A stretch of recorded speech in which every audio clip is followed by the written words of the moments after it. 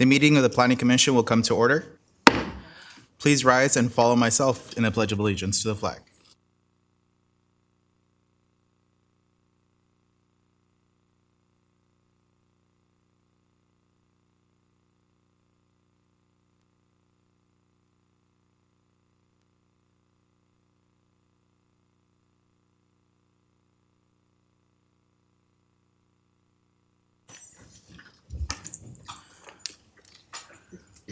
Will the senior planner please call roll? Commissioner Duarte, Present. Commissioner Guerra, Here. Vice Chair Uva, Present. Chair Ortiz. Present. This is the time to set aside for oral communications from the Planning Commission. Does any commissioner wish to make an announcement or report on a conference or a meeting or request items for a future agenda? Commissioner Duarte? None for me. Commissioner Guerra? The only comment I wanted to make when part of the agenda tonight, so I see Mr. Montoya is here in the audience, and we're going to be giving him a certificate of appreciation for his service. And I wanted to, number one, thank him for that. He's always done things ethically and with a purpose and to help our city, and I've appreciated that, and thank you. And he came back to his hometown, and that says a lot about him. So thank you, Mr. Montoya, for your service. And Vice Chair? Well, the second part of that, okay. Unfortunately, I can't say the same thing about Pat Owens. A former staff member once told me that everything he did was political or had a political spin on that, and I know that to be true personally for many ways. So unethical behavior is not something I take lightly. So I will be going in the back when he receives whatever we give him. I don't want to participate in such a farce such as recognizing and approving of such behavior, someone who hasn't represented our city in the manner that our community deserves. So that's my comment. Thank you. Thank you. Vice Chair Uva? Nothing for me. And I have none. Does the interim community development director have changes to the agenda? No changes at this time, no. Does the interim community development director have a report on city council actions? No, I do not. Does the interim community development director have any presentations for today? No, I do not. We do have two presentations that we want to hand out. If I may call up Art Montoya up.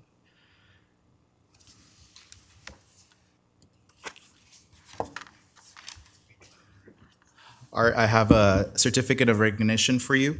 The Planning Commission of the City of Downey extends your sincere gratitude for Art Montoya for the service he performed as Planning Commissioner and the contribution of his experience during his 1 year and 2 months of service to the community. And I just want to say thank you to Art. I tell this story a lot. When I came to Planning Commission, I didn't know anybody, but I reached to Art personally, and I said, "Hey, Art, can we get a beer and get to know each other and get to know what we want to do for our city?" And we did. It was during COVID. We met at my restaurant at El Pescador. And I think, honestly, I formed a great friendship with you. I call you brother. And so I thank you for everything you've done for our city. So it gives me great pleasure to give the certificate to you. So thank you, Art, for everything you've done. Thank you. Thank you very much. And thank you, all of you. Do any commissioners want to? Do any of the commissioners would like to say anything? Sure. Vice Chair Uva? Art, I was fortunate to come on board, and you and Horacio, Commissioner Ortiz, were both serving on Planning Commission, and you welcomed me with such open arms. It was a pleasure to work with you and serve with you during your time on our Planning Commission. We were also very fortunate to attend a Planning Commissioners Academy, so we get to know each other a little better at that academy. So I appreciate everything you do for our city. You do a lot for our city and wonderful things. Thank you so much for serving on our Planning Commission. Thank you. Thank you. Commissioner Duarte? Yes, Art, man, it was a pleasure, serving with you on this commission. Good guy. You're what Downey, what we need. City stands for. You homegrown, coming back, volunteering of your time. I hope you still stay, active and engaged. And I'd really like to see you on City Council someday soon. So, congrats, and hopefully the best is still to come. Thank you. Thank you. I appreciate that. And you want to add? I don't want to add anything further to that, but thank you, and we appreciate you, and it's always good to see you. And like I said, we do appreciate you being homegrown, if you will, and coming back to our city and being a property owner. I don't know if I want him to win the council seat, because that's the council member that appointed me to this seat. So, but sometime in the future, okay? thank you. On there, yeah, absolutely. So God bless you, and thank you. Thank you. I appreciate you all, and continue doing the good work that you're doing for the city. Thank you, Art. Do we just go up there and give the presentation?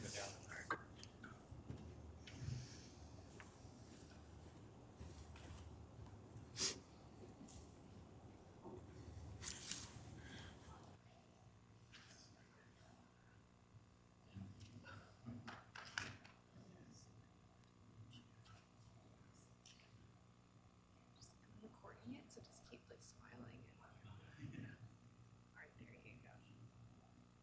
All right. Thank you all. Thank you, everyone.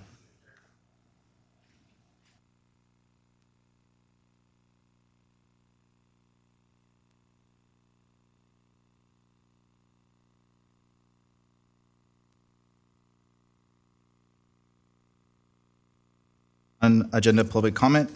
This is the portion of the agenda that provides an opportunity for the public to address the Planning Commission on non-agenda, consent, or other business items within the jurisdiction of the Planning Commission and not listed on the agenda.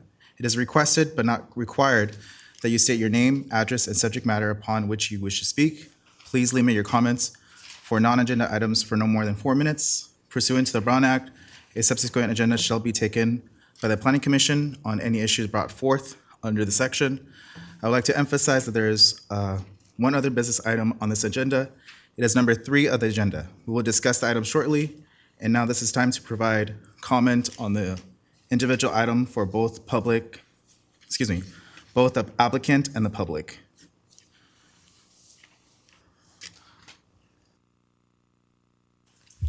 I'm going to reiterate that if you're here to speak on item number 3, Roman numeral 9, item number 3, which is a special event permit, this would be your time to speak on this. It is not a public hearing item.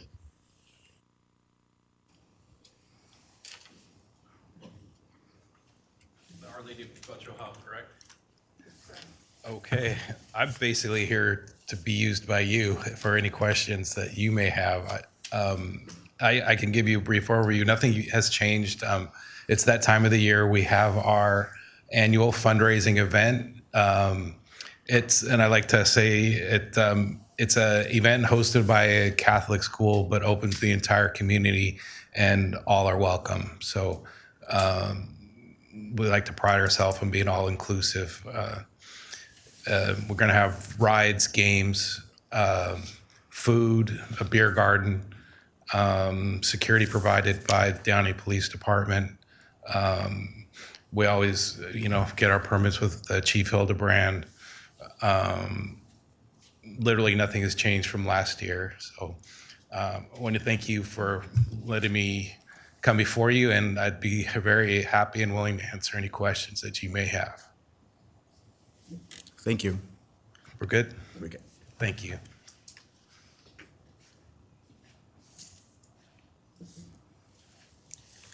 Seeing that there's no more speakers, moving on to consent calendar. Seeing that there's no consent calendar, we'll move on to other business.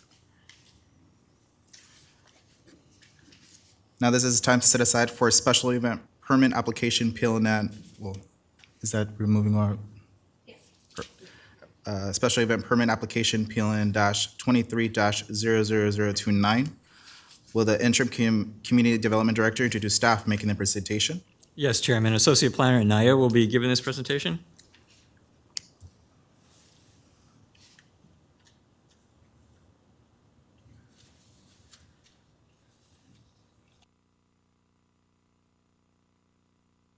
And members of the audience, the item before you is a request for a special event permit to allow a 3-day fundraising carnival event at 10441 Downey Avenue, the site of Our Lady of Perpetual Help School. The subject site is within the R3 multiple family residential zone. And the site is located along Downey Avenue, north of 7th Street and south of Florence Avenue. The site is surrounded by multiple family residential development in all directions. Our Lady of Perpetual Help School has hosted the annual fundraising carnival since 1998. This year's three-day carnival event will take place on April 28th through April 30th. The hours of the special event will be from 5 p.m. to 10:30 p.m. on Friday, April 28th, 12 p.m. to 11 p.m. on Saturday, April 29th, and 12 p.m. to 8:30 p.m. on Sunday, April 30th. As previously held, the carnival activities will take place on school grounds, specifically along the northwest side of the school. Activities will include carnival rides, games, food booths, live entertainment, and alcohol sales. Most of the rides, as shown on the layout, will be placed along food booths, and they will be located within the center of the site, in close proximity to the stage for live entertainment. Similar to the last carnival event, adults will be able to enjoy beverages within the beer garden. The expected attendance is a maximum of around 1,000 visitors throughout the entire time of the event, according to the applicant. The event parking will be available in multiple locations. Parking will be located at the northeast corner of the subject site, the parking lot south of the site, and the St. Mark's Church and School east of the site. And of course, at the Our Lady of Perpetual Help Church parking lot just south of 7th Street. The city's Development Review Committee reviewed the requests and materials. Standard conditions were provided similar to last year's event, including the requirement of at least 2 Downey police officers to be present on site and at least 4 uniformed security officers. These conditions of approval were included as part of tonight's resolution. And as such, staff does recommend that the Planning Commission approve a special event permit to allow a temporary carnival event on April 28th through April 30th at 10441 Downey Avenue. This concludes staff's presentation. I'm available for any questions. Thank you. Thank you for the presentation. Does the Planning Commission have any questions of staff? Vice Chair Uva. Nope, seems pretty straightforward. I have no questions. Commissioner Duarte. None for me, thank you. Commissioner Guerra. The only question, because it comes up several times throughout our agenda tonight and different things, who is the Development Review Committee and who sits on that? They are different departments within our city hall. It's police department, one of our lieutenants there, and our fire department, Anthony Hildebrand. We also have public works involved, one of our engineers, Brian. And then we also have building and safety, our acting building official at the moment, Ian. And of course, planning as well.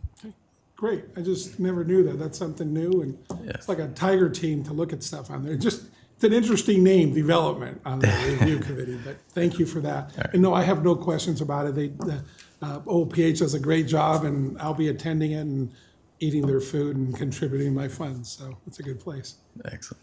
And I have no questions of staff. Thank you. Thank you. Does the planning staff have a recommendation?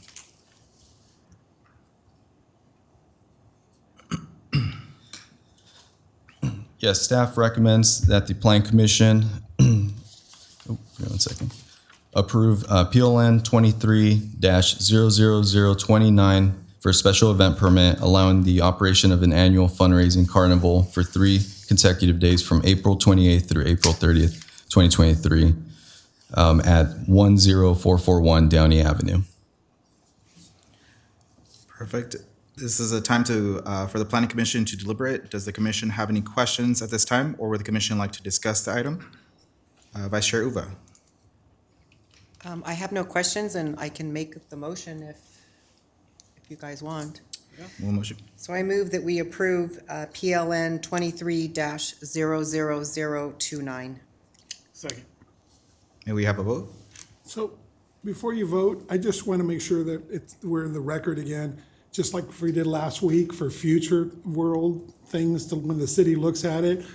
When somebody like this, OPH has been running this carnival for many, many years. There's been no issues. They do a great job. They check with everybody. I don't know why it needs to come back to the Planning Commission. if there's no substantial changes. So I just want to put that into the record again, just like we did the other part last week. And with that, yeah, I just wanted to mention that I will be voting for it, of course. So, And I think we all agree. Staff, any recommendations for how do we achieve this goal? Yeah, actually, that is something exactly that we're looking at. The commission had mentioned to staff looking at potential streamlining ideas in the code. This is a code requirement that has to come to the Planning Commission right now, but we are looking to actually streamline to address this specific issue. thank you. That's great. Okay. Now we vote.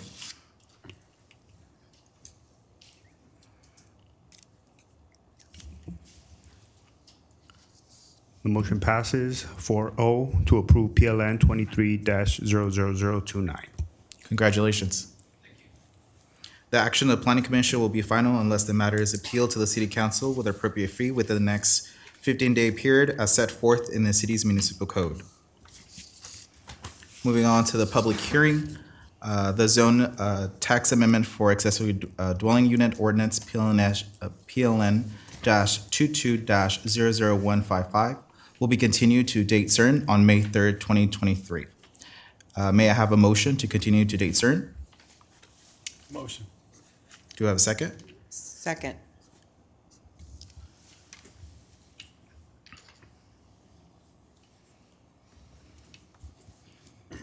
Passes 4-0 to continue PLN 22-00155. Now, this is the time to set aside for a public hearing for conditional use permit application, PLN-23-00020. Does a senior planner have proof of publication? Yes, we have proof of publication. Will the interim community development director introduce staff making the presentation? Yes, Mr. Chairman, Associate Planner Anaya will also be giving this presentation.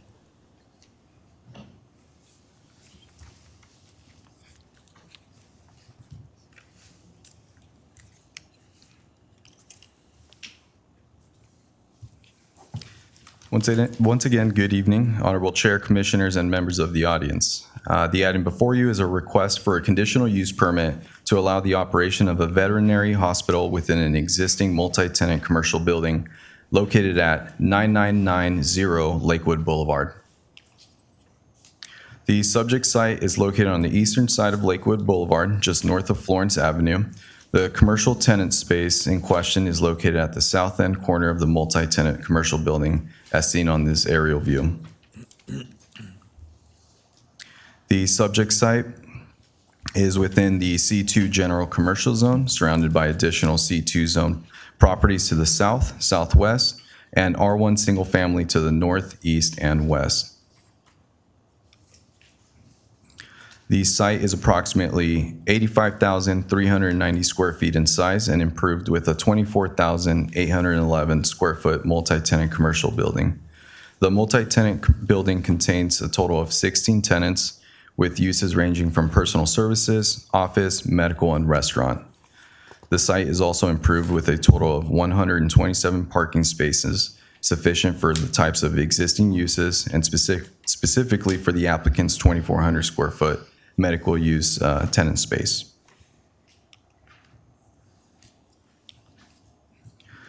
The floor, the floor plan before you illustrates the proposed interior for the new veterinary hospital. The space includes a reception area, doctor's office, multiple exam rooms, restroom, treatment area, operation room, x-ray room, isolation room, utility room, and a break room. The hours of operation for the new use will be Monday through Friday, 8 a.m. to 6 p.m. with no weekend hours at this time. In addition, according to the applicant, there will be no overnight stay of animals. This has also been included as a condition of approval in the attached resolution. This slide depicts the exterior of the building, specifically where the proposed use will be located. And as previously mentioned, the tenant space is located at the end of the commercial building. The city's Development Review Committee reviewed the requests and materials and did not express any concerns or opposition.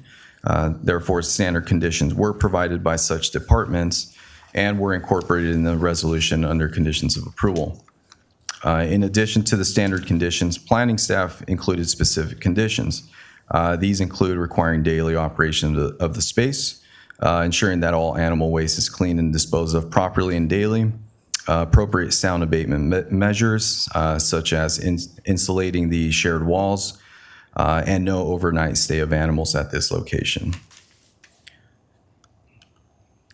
And therefore, staff recommends that the Planning Commission approve a conditional use permit to allow the operation of a veterinary hospital within an existing multi-tenant commercial building located at 9990 Lakewood Boulevard. This concludes staff's presentation. Thank you so much for the presentation. Does the Planning Commission have any questions of staff? Vice Chair Uva. Yeah, I have, excuse me, kind of an odd question. Would staff's recommendation for approval have changed in any way if there was going to be animals staying overnight and if the facility was going to be open on the weekends? Staff's recommendation would not have changed. I believe we could have included. I believe that the condition regarding the noise abatement measures, I think that would have sufficed if animals were to have stayed overnight. With regards to weekend hours, I don't see that being a problem. I did ask the applicant before finalizing the staff report if weekend hours are going to be proposed, because it's common to have, I guess, some weekend hours, but the applicant decided not to have those, so that was their request. Okay. Yeah. That's it. That's my only question. Okay. Commissioner Guerra? So I read the, thank you for that, and I appreciate the question because those are some of the thought process. So if they do come back from weekends, animal folks, especially on weekends, I mean, there's no time when your animal gets sick that you don't want to take care of it. So if they did ever want to do on weekends, they have to go back to the city planner. Is that it? So it wouldn't have to be the whole process coming back here. They could just do that? That's correct, Commissioner. We did include in the conditions of approval under the permitted hours of operation, stating that the city planner is authorized to make modifications to the approved hours of operation. So we could allow those. And the applicant just didn't want to include it on this just so they have it in their back pocket and then open whenever they want?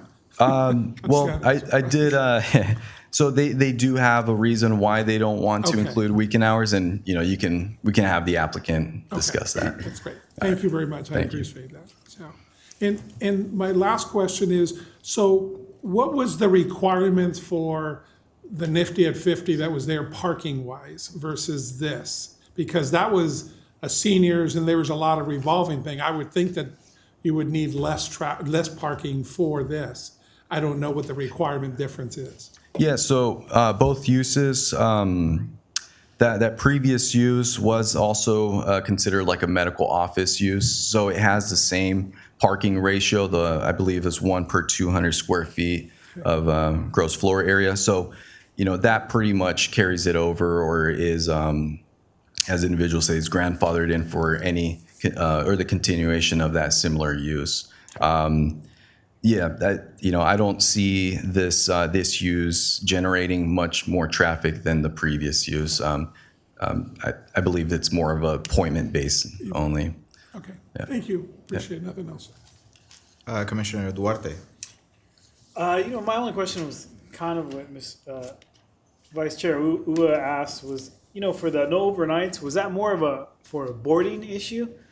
Because I've never ran a veterinary hospital, but I picture, maybe an animal coming in and having some type of procedure that might have to, be there overnight or not. So I was just wondering if the overnight was more for to avoid boarding animals as opposed to animals getting treated. Yeah, well, staff really didn't have that much of a concern if animals were to be overnight. The applicant did mention that if there are any animals that need that type of activity, they do have them go to a different location that allows that type of activity. So again, it's more of the applicant's requests. They didn't really have the intention of having overnight stay as well. But again, to mitigate any potential noise impact, even overnight, since there are some residences 46 feet away from, potentially. But again, it was the applicant's request not to have overnight stays as well. Probably ask the applicant right now because I have the same question. Thank you for the presentation. Before I open the public hearing and call the applicant or his or her representative, this will be the time for the Planning Commission to disclose any pre-hearing site visits or pre-hearing discussions that the commissioners may have had about the project. Vice Chair Uva? None in particular, other than I do shop in that shopping center. Commissioner Duarte? None for me. And Commissioner Guerra? I visited that site and I ate at the sushi place down the street down there. But I did visit and walk around that to make sure and notice the housing behind it and so forth. So I did visit that. And I have none. The public hearing is now open. Will the applicant or his or her representative please come forward and give testimony?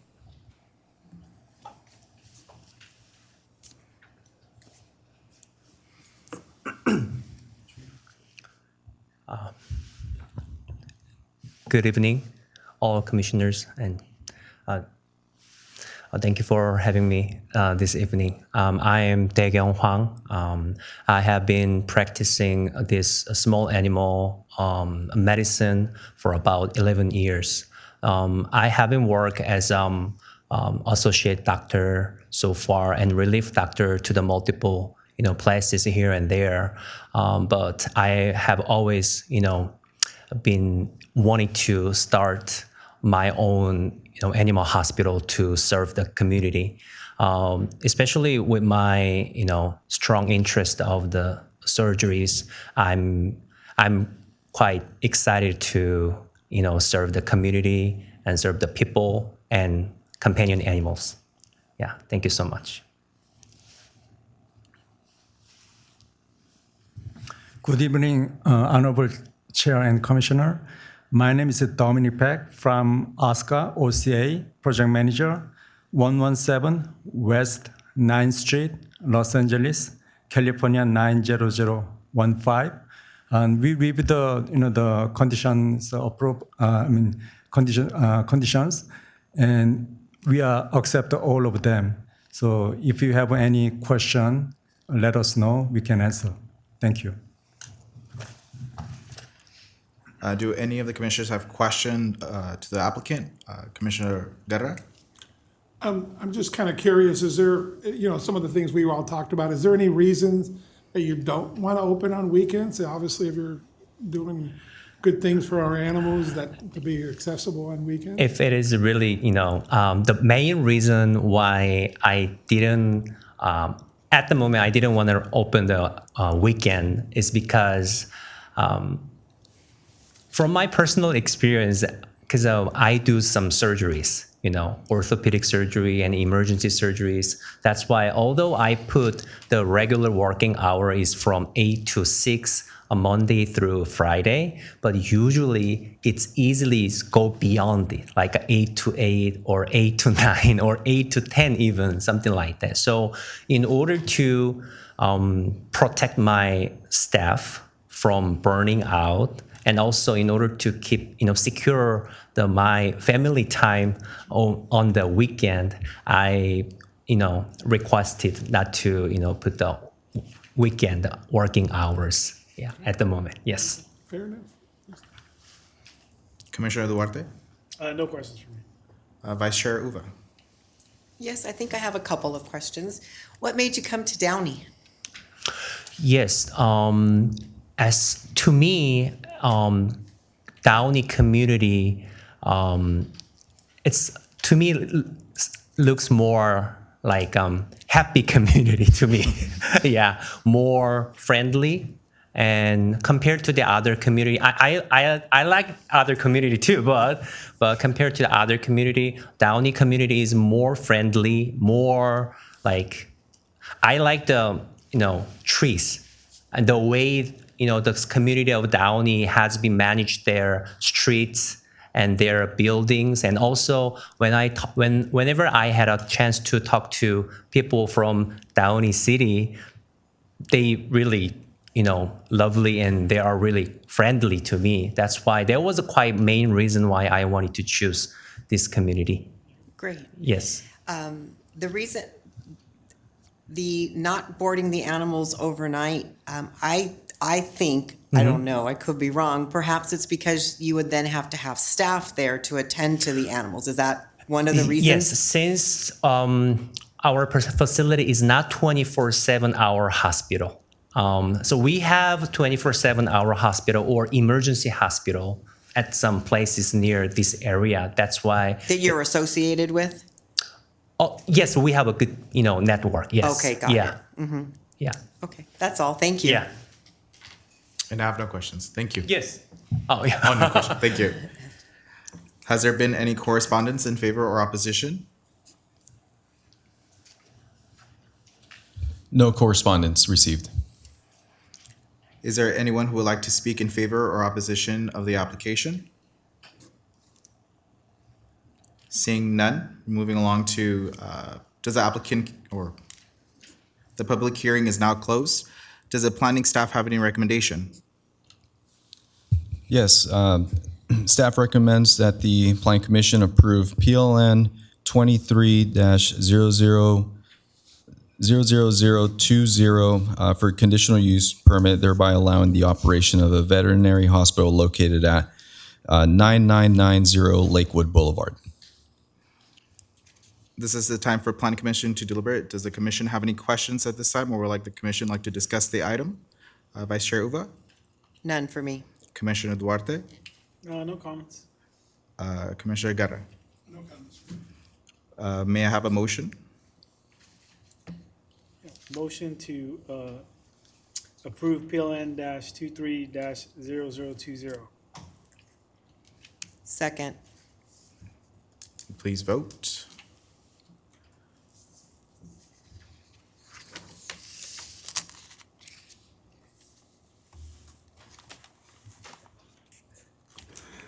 Motion passes 4-0 to approve PLN 23-00020. Congratulations. Thank you. The action of the Planning Commission will be final unless the matter is appealed to the City Council with their appropriate fee within the next 15 period as set forth in the city's municipal code. Now, this is the time to set aside for a public hearing for a conditional use permit application, PLN-22-00092. Does the senior planner have proof of publication? Yes, we have a proof of publication. Will the interim community development director introduce staff making the presentation tonight? Yes, Mr. Chair. Assistant Planner Luna will be presenting this item.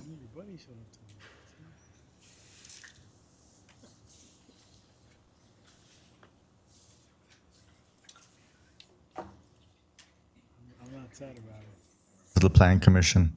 Last on the agenda is conditional use permit to upgrade a wireless facility at 7375 Student Gray.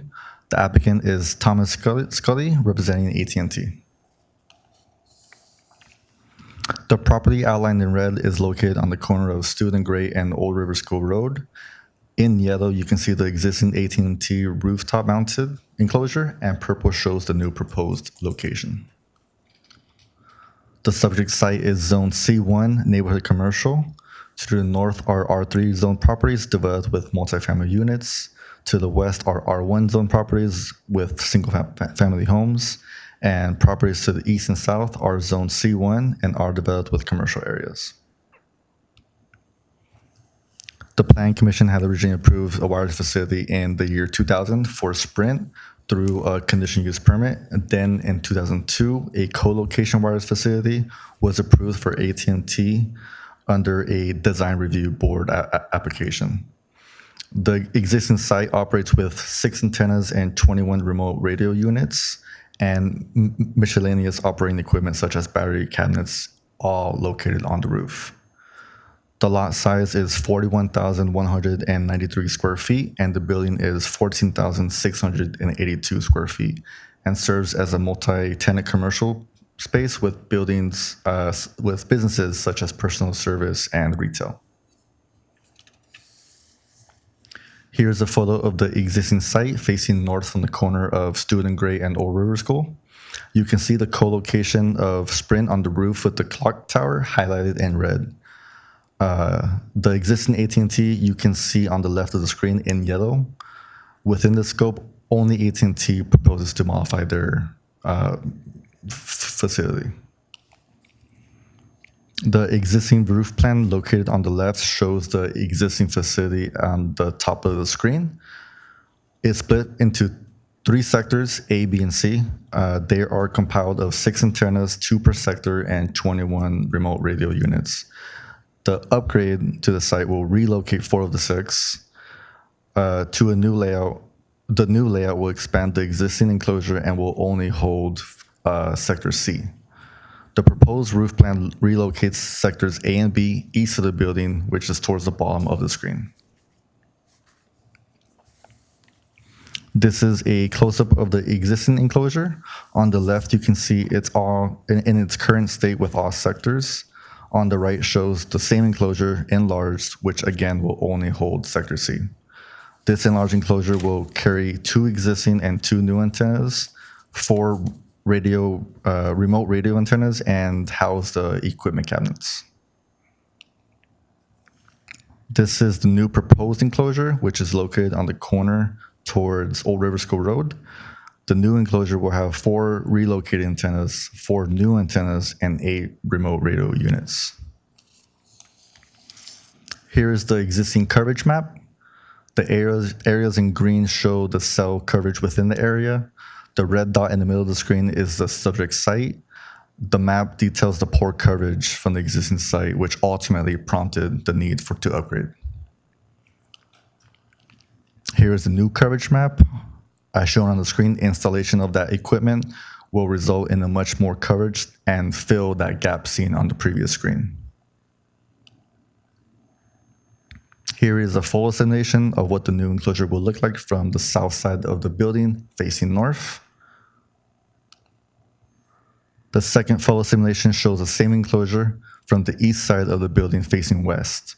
The enclosure will match the building materials directly below, which includes stucco and the split face material to replicate the masonry.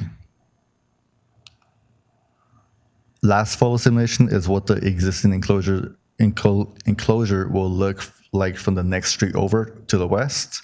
The view of the enclosure is minimal, but the screening will be made out of FRP, which is a fiber plastic, and will be painted to match the building. The north elevation shows both AT&T enclosures. The enclosures will be a maximum height of 5'7" above the 18-foot building. The equipment inside of the enclosures will be completely concealed and not protrude above the enclosure. The antennas themselves are a maximum height of 4 feet, which gives a grand total to the enclosures of 24 feet. Here's a south elevation facing the front of the building off of Stewart and Gray, which also shows both facilities. The last elevation is showing facing the building from Old River School Road to point out the tall structure on the right. That is the Sprint enclosure, which sits at approximately 26 feet. But again, that's not part of the scope. To recap the scope of work, the existing enclosure holds sectors A, B, and C, includes 6 antennas and 21 RRUs, will be expanded and split between 2 facilities.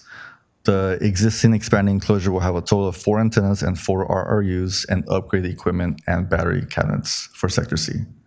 The new enclosure for sectors A and B will have 4 antennas, 4 RRUs each. The site will be unmanned and visits to the site will be for maintenance purposes only. In conclusion, it's staff's opinion that all findings can be made in a positive manner. Thank you. Does the Planning Commission have any questions of staff? Vice Chair Uva. No questions. Commissioner Duarte None for me. and Commissioner Guerra. So this is going to 24 feet. okay, but only partially on that wall. And I understand the need, obviously, for more antennas and so forth. But, I mean, 24 feet of concrete block on that main street, this is ugly. This is very ugly. It's just another wall. I couldn't build that in my house, 24 feet tall on there and halfway of concrete block like that. And I guess my question is there a better design for it? There's something that could have been thought into, because this is going to be permanent. It doesn't even go the whole length of the building. It's just part of the building. It's 24 feet tall. It's huge. And that's a main corner, main thoroughfare for the city. And is there any thought to any design improvements? Yeah, so we did work with the applicant, AT&T and Thomas Scully, on the proposal. The original proposal actually broke up that new enclosure into two areas within that same side, which looked a little awkward. And then we, in response, we asked to relocate the facility more centered towards the building, so it's kind of behind everything, not really seen to public view. But again, that would affect the coverage area based on the information given. So the best scenario in this case was to combine the two sectors or the two facilities into one and just match the existing material that was already there. Okay.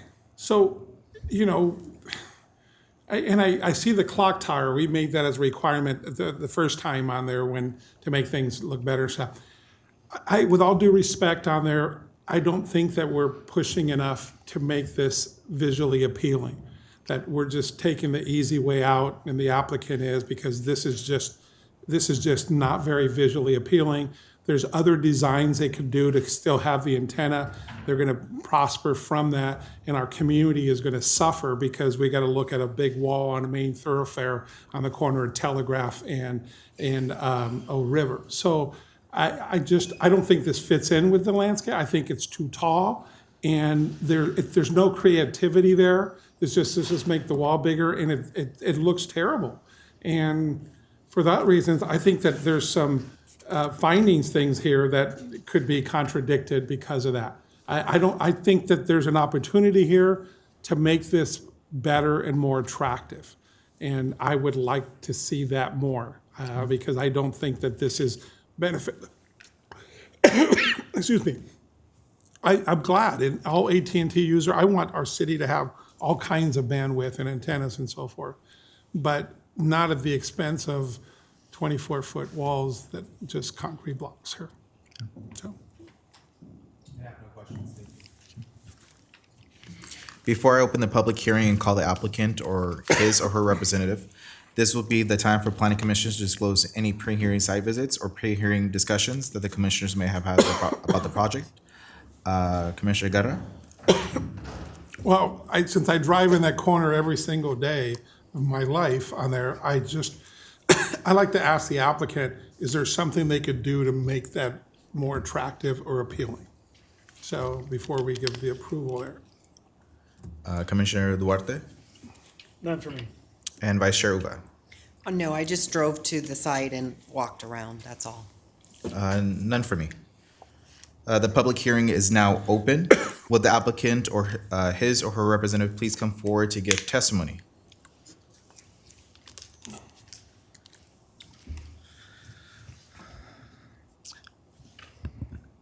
Good evening, Planning Commission.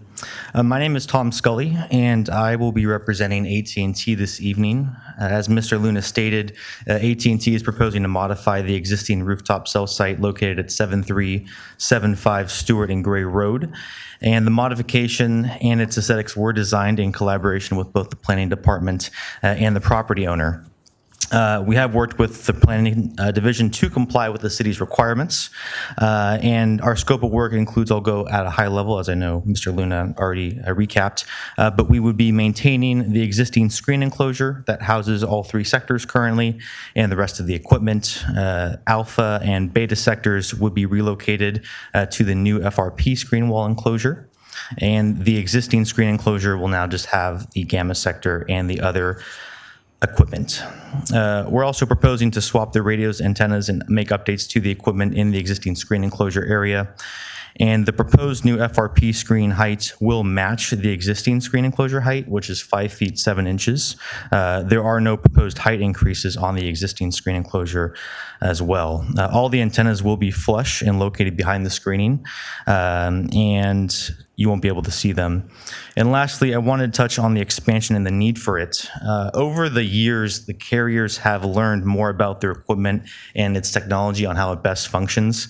In summary, antennas must maintain a certain amount of separation from one another to reduce any interference between the frequencies deployed and provide the best coverage to its customers, which was one of the reasons how this project got initiated. And on the topic of coverage, the site will be adding coverage for AT&T and its customers, as depicted in the propagation maps that Mr. Luna showed earlier. Adding frequencies is like adding lanes to a highway. It helps mitigate the flow of traffic and reduce drop calls. This is very important, not only with the post-COVID pandemic with more remote workers, but also for emergency coverage purposes as well. This site does have FirstNet, which is an AT&T first responders network. It provides coverage for its first responders to locations including neighboring commercial businesses and schools such as Stouffer Middle School and Old River Elementary. And taking a step back, AT&T cellular network also provides coverage for electronic parking meters and other technology products using wireless coverage. And we kindly ask for the Planning Commission's support and their approval for our project as proposed. And regarding the aesthetic as well, as Mr. Luna stated, we did work with them on after the first design where the two sectors were broken up and the Planning Commission thought it was, or the Planning Department thought it wasn't aesthetically pleasing, AT&T and my company made an attempt to make it more aesthetically pleasing by having it one long uniform wall. And it's under the 6 foot increase. It's 5 feet 7 inches. And I believe in the code, there's a 6 foot limit. So we are within that. And then also in terms of the material, it's going to match the exterior currently, whether it's a cylinder block on one end, and then there's a tan colored on another part. So there have been attempts to make it aesthetically pleasing several times. Thank you very much for your consideration. Thank you. I'm going to start off with the questions, but I'm going to jump on to staff. For the construction of the aesthetics, who pays for that? Is it the owners of the building, or does AT&T have to pay for that? Or is it between both? I do imagine AT&T who pays for all the construction For all for the the construction. project. Yes. Okay. Does any other commissioners have any questions? I'll start with Commissioner Guerra. How much will all this cost AT&T? I don't have that number exactly because I'm not part of the construction team. We're part of the permitting. I would have to check. I don't know that off the top of my head. That's kind of an important thing, because my question is kind of, I don't know, is it 100, is it 200,000? What's the thing? What the number, and my point is, for a couple dollars more, since you're regaining all that benefit, why not make it aesthetically pleasing and go to the drawing board and do that? There was a couple times when we've approved towers here that the design came back and they're worse than what we thought. There's one at Discovery Sports Complex that AT&T promised to do a certain way, and if you look at that, it's right in the middle of the fields and it hurts fields, and it's just the box. So that was supposed to be still. So that's why I don't have confidence in the design, and I'm looking at this. So 6 feet or 5'7" is like having a grown person on top of the building for 18 feet down, okay, or for whatever feet down. So you're having, I mean, if you look at the photo there on the side view, it's not good. And when you see one giant wall of concrete block, that's huge. It's just, so all I'm saying is, for a couple of dollars more, I mean, we need to have looked at a better way. This is terrible for the neighborhood. It just looks bad. I get it. You're going to get, more bandwidth, and we want that. And when you say you're not touching one, well, the other one is way in the back. It's on the other side. So the fact that you're leaving that, that's great. Okay, but you're adding new stuff on this side where it's really visible. I'm just saying that this just needed to have more thought, man. This is this is bad. This is bad design. This is just ugly, and it's not fitting in with the neighborhood there by any stretch. And, you know, why not go 30 feet, or why not go all the rest of the building? It's just not, it's not a good concept. So I think that there's enough things in here that I am going to probably vote against this, because, and ask to bring it back to the drawing board. If the rest of the planning commission votes for it, so be it. But this is not good for that neighborhood the way this looks. I'm all for new antennas. I am all for bandwidth. But this isn't very original. This is, let's just make a concrete block wall, make it higher. If you look at the fourth page on there, and you want to, that's what you want to see. The existing versus the proposed, it's bad. It's just that much taller. Where you can see, look at the difference. You can see where the banner was on the existing. So and on the photo on the right, the banner's in the same place. So all that's new right above it. So that's how much higher this is. So, and I mean, because if you just look at photos, it looks like, oh, it looks the same size. It's huge, and it just goes halfway through. I mean, I don't know, is there plant designs on that building? Look at the planning on the end. Why not plan all that up or something? I don't know. I'm not an expert on that. I just know what doesn't look good, and this is not very good looking for a neighborhood. And if they're spending X number of dollars on it, they could spend another 5 or 10,000 or whatever to make it nicer looking. So anyways, nothing against you personally, sir, and I appreciate AT&T on there. I just don't think that looks very good. Commissioner Duarte. No questions for me. Vice Chair Uva. I think Commissioner Guerra brings up a very valid point. Is there anything that you can think of that you can do to make it better? Well, so I know in the city code, there's a preference on a priority list to have co-located sites on a building versus like a tower of some kind. So a relocation of that would be not on the priority list based off what the code says.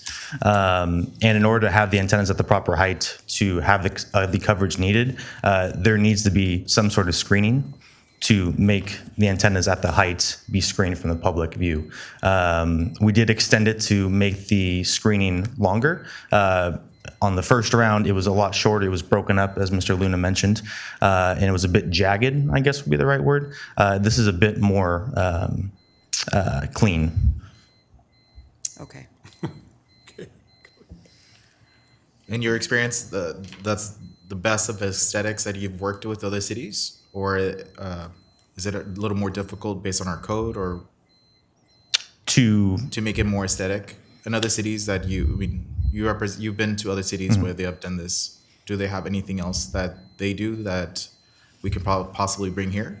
Well, so usually the biggest concern is the height increase.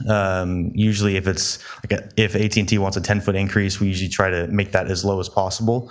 So with this height increase, we try to make it as low as we could while still having the performance of the antennas still meet AT&T's objectives, which was that 5 feet 7 inches. We didn't want to increase any further what's currently existing on the existing enclosure of 5 feet 7 inches. So we didn't want to go 8 feet, 10 feet, because that wouldn't match what's currently there. So that was one important item we wanted, was to make sure it matches what's currently there to make it uniform. And it can't be lower, or else there could be interference issues. The cell site wouldn't perform as well. So in my opinion, I think this is the best height and the best design. Also, given the priority list of the co-location of a rooftop, and there's another cell carrier already on there, that's higher on the preference list for the city. Can I have a question? So I get that, but that doesn't pass the smell test, sir, with all due respect. I get all the code stuff. So I'm not saying the height, I'm not saying anything else, I'm just saying the design. There's gotta be something better than just a wall, okay? Would AT&T be willing to pay for a mural for that whole side there?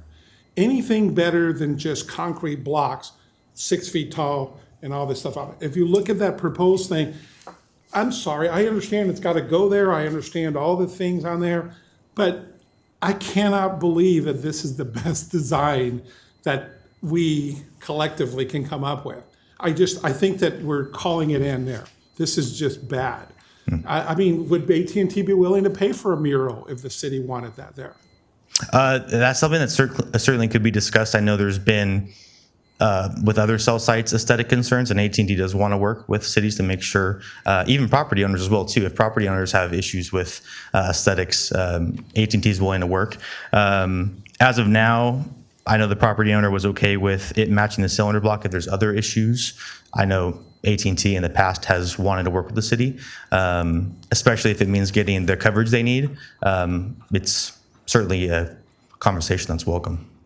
Actually, For you the bring an aesthetic. follow-up question that I have. Did staff reach out to the owners of the building and see what their take is on building this concrete wall? Because I don't see the owners of the building here. Staff did not, but I do want to mention that that concrete wall is existing. The added wall that AT&T is proposing is only the 5'7" above that existing concrete wall. Correct. And how wide is that? I mean, it's 5'7". Look at on your page 3, look at the proposed. I understand there's a concrete wall, but it doesn't, by making it higher and wider, doesn't make it any more appealing. And that's what we're doing. We're allowing it to be more of a concrete wall that's huge. If you look at the side, I mean, I don't know how the width of that wall is. Obviously, we know it's 5'7". Yeah, So- it's about 35 feet in total. Wow. So it's 35 feet of 6 foot high more. Wow. And the whole thing is 24. Wow. Okay. This is bad. This is bad design. So I don't know. Maybe can the city look at maybe doing a mural there with the property owners or something there I understand it's the concrete block that's the rough kind there, so I understand there may be some issues. But if we're gonna do this, and they're gonna do it, and they're gonna spend hundreds of thousands of dollars to move this and put this in, and whatever the AT&T is gonna spend, why not do it right? Why not get it, I mean, because we're not gonna get an opportunity, we're gonna be looking at that thing there for another 10 years until they make the rest of the wall go all the way down. So this is an opportunity, and there's 3 or 4 findings that we can vote against on there based on just the aesthetic fitting into the neighborhood and so forth. So, but anyways, those are Maybe my comments. to the chair, if it's the desire of the commission, majority of the commission, to look at the design aspect issues, then one option the commission could consider is to continue this to another date certain, allowing staff to work with the applicant, if the applicant's okay with that, to see if we can come up with some other design alternatives that the commission could consider, and then come back at a later date. That is an alternative to the planning commission if desired. I think that we all agree on that, because I think this is like the third antenna or second project that we had, and it just moved somewhere else. So I think we can move it to a date certain. Do we have a motion to? Can we move a I'll motion? make a motion that we send it back to staff and work with the applicant and come up with a better design, please. Do we have a second? I will second that. Do we need a date certain? It's preferable if we have a date certain, so we don't have to then renotice the item. I don't have the next meeting, the city attorney is gonna. Because I'm new. Just May because- 3rd will be the next one. Yeah. And Well, they're gonna- if that's okay with the applicant, I think if we can talk about this with the applicant further to try and see if we can come up with some other design alternatives and come back on May 3rd, that might be an option. If that's the wish of the planning commission. So we have a vote on the motion to move item to date May 3rd. We have a motion made by Commissioner Guerra and second by Vice Chair Uva. Can we please take a vote?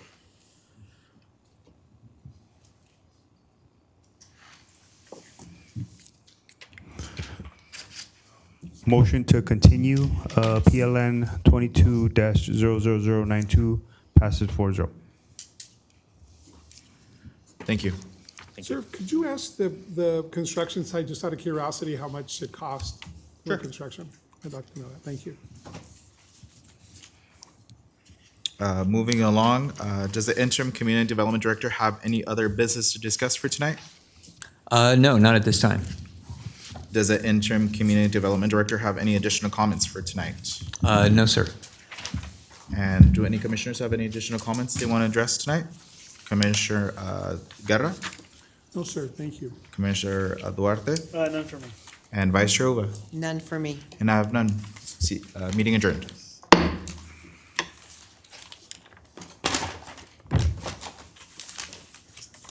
Lakers lost.